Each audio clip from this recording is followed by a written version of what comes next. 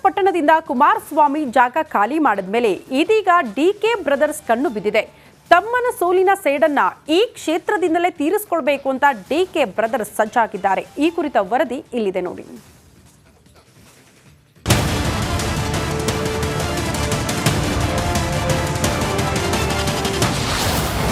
ಚನ್ನಪಟ್ಟಣಕ್ಕೆ DK brothers entry. ಕ್ಷೇತ್ರದಲ್ಲಿ ಹಿಡಿತ ಸಾಧಿಸಲು ಡಿಕೆ ಕಣ್ಣು. ಬೆಂಗಳೂರು ಗ್ರಾಮಾಂತರ ಲೋಕಸಭಾ ಕ್ಷೇತ್ರದಲ್ಲಿ ಡಿಕೆ ಸುರೇಶ್ ಪರಾಭವಗೊಂಡ ಹಿನ್ನೆಲೆ ಡಿಕೆ ಬ್ರದರ್ಸ್ ರೊಚ್ಚಿಗೆದ್ದಿದ್ದಾರೆ. ದೋಸ್ತಿಗಳಿಗೆ ಟಕ್ಕರ್ ಕೊಡೋದಕ್ಕೆ ಕೇಂದ್ರ ಸಚಿವ ಎಚ್.ಡಿ. ಕುಮಾರಸ್ವಾಮಿ ಕೋಟೆಗೆ ಲಗ್ಗೆ ಇಡೋದಕ್ಕೆ ಸಜ್ಜಾಗಿದ್ದಾರೆ. ಅದರಂತೆ ರಾಜ್ಯದ 3 ವಿಧಾನಸಭಾ ಕ್ಷೇತ್ರಗಳಿಗೆ ಉಪಚುನಾವಣೆ ನಡೆಯಲಿದ್ದು ಅದಕ್ಕಾಗಿ ಉಸ್ತುವಾರಿಗಳನ್ನ ಕೈ ನೇಮಿಸಿದೆ. ಈ ಮಧ್ಯೆ ಡಿಸಿಎಂ ಡಿಕೆ ಶಿವಕುಮಾರ್ ಚನ್ನಪಟ್ಟಣದಲ್ಲಿ ಈಗಾಗಲೇ ರೌಂಡ್ಸ್ ಹೊಡಿತಾ ಇದ್ದು ಕ್ಷೇತ್ರದಲ್ಲಿ ಹಿಡಿತ ಸಾಧಿಸುವುದಕ್ಕೆ ಪಟ್ಟು ಹಿಡಿದಿದ್ದಾರೆ. ಬೈ ಎಲೆಕ್ಷನ್ ನಲ್ಲಿ ಕಾಂಗ್ರೆಸ್ ಅಭ್ಯರ್ಥಿ ಯಾರಾಗ್ತಾರೆ ಅನ್ನೋದು ಕುತೂಹಲಕ್ಕೆ ಕಾರಣ ಆಗಿದೆ. ಡಿಕೆ ಸುರೇಶ್ ಬದಲಿಗೆ ಡಿಕೆಶಿಯೇ ಅಖಾಡಕ್ಕಿಳಿಯುವ ಮಾತು ಕೇಳಿ ಬಂದಿದೆ. ಇದಕ್ಕೆ ರಿಯಾಕ್ಟ್ ಮಾಡಿರುವ ಡಿಕೆಶಿ ಚನ್ನಪಟ್ಟಣ ಜನರ ಋಣ ತೀರಿಸುವ ಸಮಯ ಬಂದಿದೆ, ಜನ ಏನ್ ನಿರ್ಧರಿಸ್ತಾರೋ ಅದಕ್ಕೆ ಬದ್ಧ ಅಂತ ಡಿಕೆ ಶಿವಕುಮಾರ್ ಹೇಳಿರುವುದು ಅನುಮಾನಕ್ಕೆ ಕಾರಣ ಆಗಿದೆ.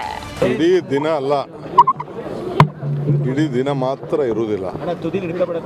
ಮುಂದಕ್ಕೆ ಚನ್ನಪಟ್ಟಣದಲ್ಲೇ ಇರ್ತೇನೆ, ಚನ್ನಪಟ್ಟಣದ ಋಣ ತೀರಿಸ್ತೇನೆ, ಚನ್ನಪಟ್ಟಣದಲ್ಲಿ ಬದಲಾವಣೆಯನ್ನು ತರ್ತೇನೆ. ಚನ್ನಪಟ್ಟಣದಿಂದ ಸ್ಪರ್ಧೆ ಮಾಡ್ತಾರೆ ಅನ್ನುವಂಥದ್ದು ಬಹಳ ಚರ್ಚೆ ಇದೆ. ಈಗ ಬೇಡ, ನೋಡೋಣ. ನೀವೆಲ್ಲ ಏನು ಹೇಳ್ತೀರಿ, ದೇವ್ರು ಏನು ಹೇಳ್ತದೆ, ಮತದಾರ ಹೇಳ್ತಾರೆ. ಕಳೆದ ವಿಧಾನಸಭೆಯಲ್ಲಿ ಚನ್ನಪಟ್ಟಣ ಕ್ಷೇತ್ರದಲ್ಲಿ ಕುಮಾರಸ್ವಾಮಿ 95,892 ಮತಗಳಿಂದ ಜಯಭೇರಿ ಸಾಧಿಸಿದ್ರು. ಇತ್ತ ಬಿಜೆಪಿಯ ಸಿಪಿ ಯೋಗೇಶ್ವರ್ 79,918 ಮತ ಗಳಿಸಿ ಬಿಗ್ ಫೈಟ್ ನೀಡಿದ್ರು. ಆದ್ರೆ ನಡಿ ಈಗ ಶುರು ಮಾಡೋಣ.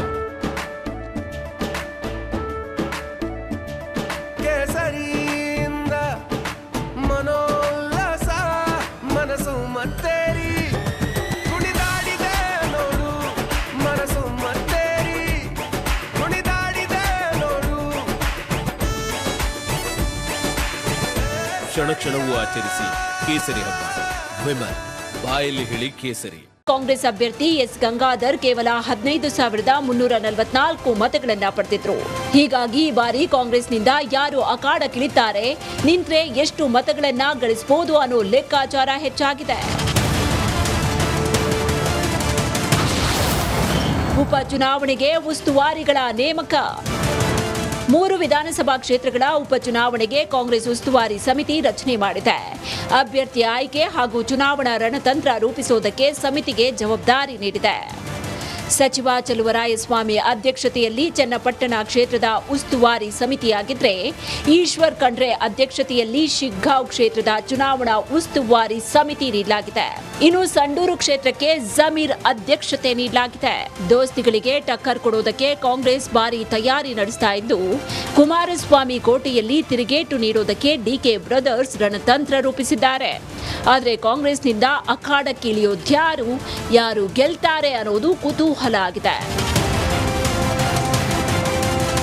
Bureau report, republic Kannada.